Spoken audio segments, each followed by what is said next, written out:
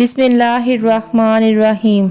सातों आसमान का सफ़र तय करने के बाद वहाँ से आगे सिदरतुल मुंतहा तक पहुँचने का सफ़र शुरू हुआ। जब हज़ूर सल्लल्लाहु अलैहि वसल्लम जिब्राईल अलैहिस्सलाम के साथ सिदरतुल मुंतहा तक पहुँच गए तो जिब्राईल फरमाने लगे, ऐ पैगम्बर खुदा, इससे आगे मैं आपके साथ नहीं जा सकता।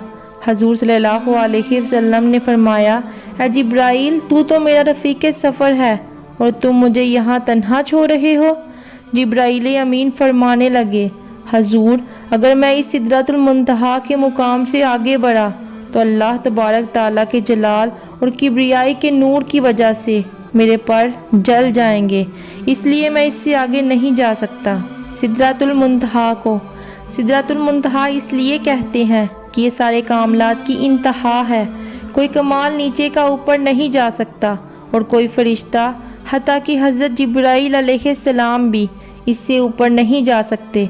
सिदरतुल मुंतहा वो मुकाम आया जहाँ जिब्राईल अमीन की परवाज़ भी थम गई, लेकिन शान रसूल सल्लल्लाहु अलैहि वसल्लम ये थी कि इस मुकाम से आगे भी उनकी परवाज़ जारी थी। इससे हम रसूल सल्लल्लाहु अलैहि वसल्लम के मुकाम का अंदाज़ा लगा सकते हैं। फिर नबी करीम सल्लल्लाहु अलैहि वसल्लम सिदरतुल मुंतहा तक पहुँचे और ये उनकी 8वीं मेराज थी। इसके ऊपर भी हज़ूर सल्लल्लाहु अलैहि वसल्लम पहुँचे और ये उनकी 9वीं मेराज थी। ये मुकाम सिरफ़ुल कलाम था। हज़ूर सल्लल्लाहु अलैहि वसल्लम फरमाते हैं, ये वो मुकाम था जहाँ फरिश्ते तकदीरें लिखते हैं, और जब मैं उस मुकाम पर पहुँचा तो मुझे उनकी तकदीर के कलम के लिखने की आवाज़ें आ रही थी और वो आवाज़ें मैंने सुनी। और इससे ऊपर जब वो गए तो ये उनकी 10वीं मेराज थी और ये मुकाम अहलियत थी जो अल्लाह तबारक ताला के हजूर आप सल्लल्लाहु अलैहि वसल्लम पेश हो गए। अल्लाह तबारक ताला को नूर के पर्दे में बराह रास्त आप सल्लल्लाहु अलैहि वसल्लम ने देखा। आप सल्लल्लाहु अलैहि वसल्लम इस बारे में फरमाते हैं, मैंने एक नूर आज़म को देखा। मैंने अल्लाह तबारक ताला की किब्रियाई में खुद अल्लाह का दीदार किया। ज़मीन से लेकर आसमान तक का सफ़र 10 सीढ़ियों यानी 10 मेराजों से मुकम्मल हुआ। आप सल्लल्लाहु अलैहि वसल्लम की हर मेराज में अल्लाह की हिकमतें हैं। हज़ूर सल्लल्लाहु अलैहि वसल्लम की पहले आसमान में अल्लाह ताला ने सारी इंसानियत का जो बाप था, जो बनी था यानी बाब आदम अलैहिस्सलाम से मुलाकात करवाई। उन्होंने आप सल्लल्लाहु अलैहि वसल्लम का इस्तकबाल किया। हज़रत आदम अलैहिस्सलाम अव्वल अंबिया हैं, अव्वल बशर हैं और सबसे बड़े हैं। तो जैसे हम किसी के घर जाते हैं और सबसे पहले बड़ों से मुलाकात करते हैं, उसी तरह सबसे पहले इस्तकबाल के लिए आदम अलैहिस्सलाम को भेजा गया। अल्लाह ताला ने सबसे पहले आदम अलैहिस्सलाम से आपकी मुलाकात करवाई। फिर दूसरे आसमान पर हज़रत ईसा अलैहिस्सलाम ने आपका इस्तकबाल किया। इस मुलाकात में इशारा इस बात की तरफ था कि करीब क़यामत के अंदर इस दीन मोहम्मदी को जो तक़वीत मिलेगी वो ईसा अलैहिस्सलाम के ज़रिए मिलेगी।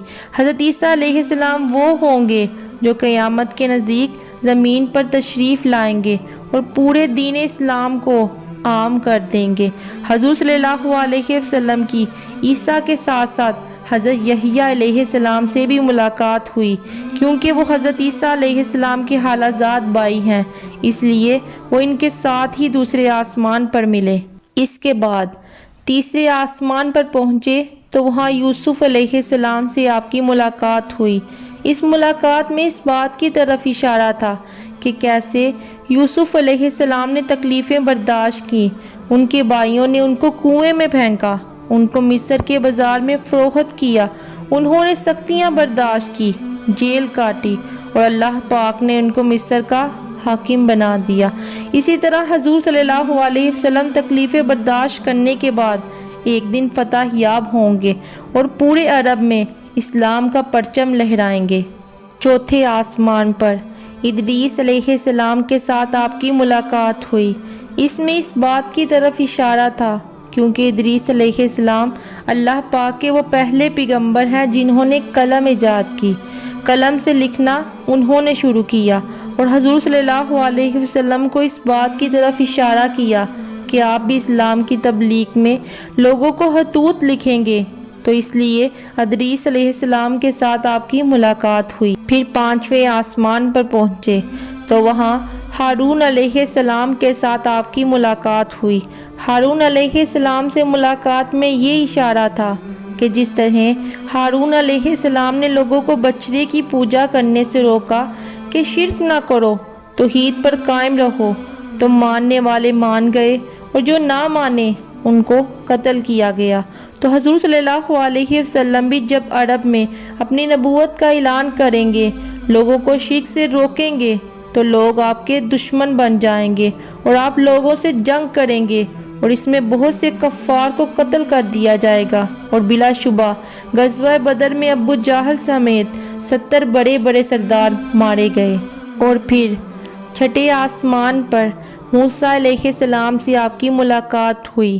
اس ملاقات میں اس بات کی طرف اشارہ تھا کہ جیسے موسیٰ علیہ السلام جو آگے خلیفہ تھے اور دوسرے ان کے جو نائب نبی تھے وہ یوشع علیہ السلام تھے، ان کے ہاتھ پر ملک شام کو فتح کیا گیا، بالکل اسی طرح اے اللہ کے حبیب جو آپ کے نائب ہیں ان کے ہاتھ پر ملک شام کو فتح کیا جائے گا، اور اسی طرح عمر بن خطاب رضی اللہ تعالیٰ عنہ کے ہاتھ سے ملک شام کو فتح کرایا گیا۔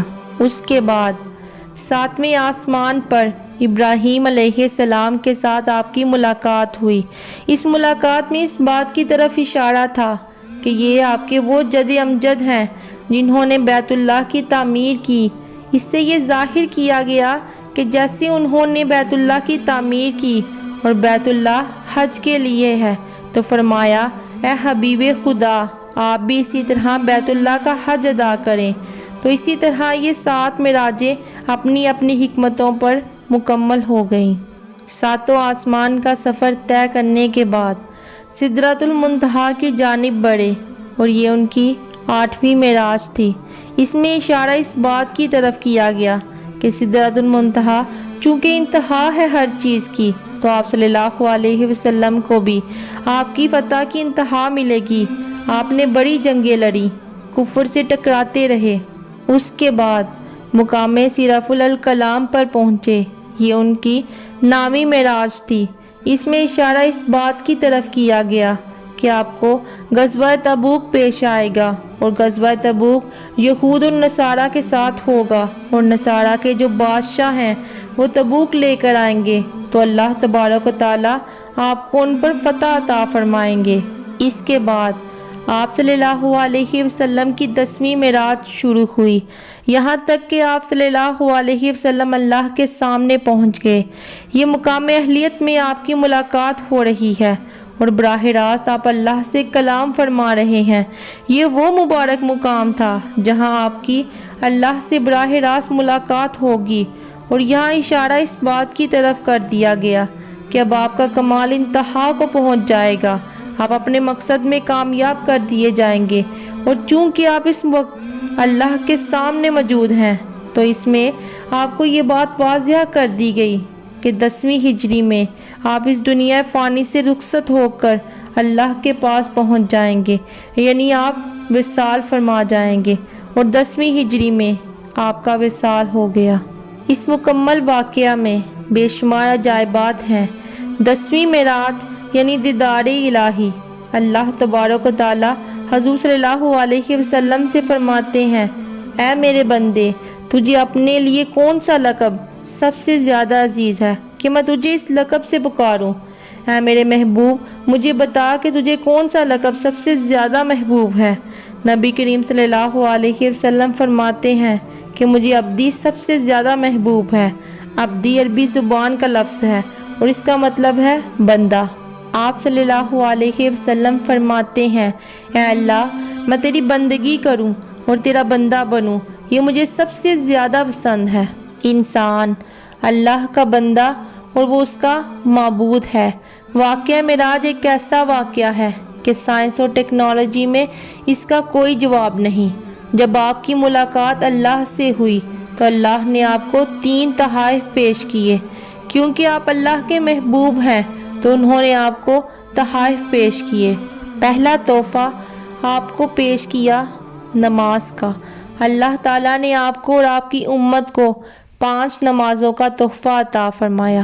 اصل میں یہ 50 نمازیں تھیں جو آپ کو پیش کی گئیں، لیکن انہیں کم کر کے 5 کر دیا گیا، لیکن ساتھ میں ماہ رمضان کے روزے رکھنا فرض کر دیا گیا۔ دوسرا تحفہ آمن الرسول سورہ بقرہ کی آخری آیات جو ہیں یہ معراج کی رات کو پیش کی گئیں۔ اور تیسرا تحفہ نبی کریم صلی اللہ علیہ وسلم کو یہ عطا کیا گیا کہ اللہ تعالیٰ فرماتے ہیں، اے میرے محبوب، اگر آپ کی امت شرک سے بچے گی تو اس کے کبیرہ گناہ میں خود معاف فرما دوں گا اور انہیں جنت میں داخل کر دوں گا۔ سبحان اللہ۔ معراج کا واقعہ نبوت کے 5ویں سال رجب کی 27ویں تاریخ کو پیش آیا۔ اس سال کو عربی زبان میں عام الحزن یعنی غم کا سال کہا جاتا ہے، کیونکہ اس سال میں آپ کی زوجہ حضرت خدیجہ رضی اللہ تعالیٰ عنہ اور آپ کے چچا ابو طالب کا انتقال ہو گیا۔ آپ شدید غم میں مبتلا تھے۔ اللہ تعالیٰ نے آپ کے دل سے اس غم کو بلانے اور آپ کو اپنی قدرت کے کرشمے دکھانے کے لیے آپ کو 7 آسمانوں کی معراج کروائی۔ کیونکہ یہ سفر آسمانوں کی بلندیوں کی طرف تھا، اس لیے اس کا نام معراج رکھا گیا۔ معراج کے لفظی معنی ہے سیڑھی یا پھر بلندی کے۔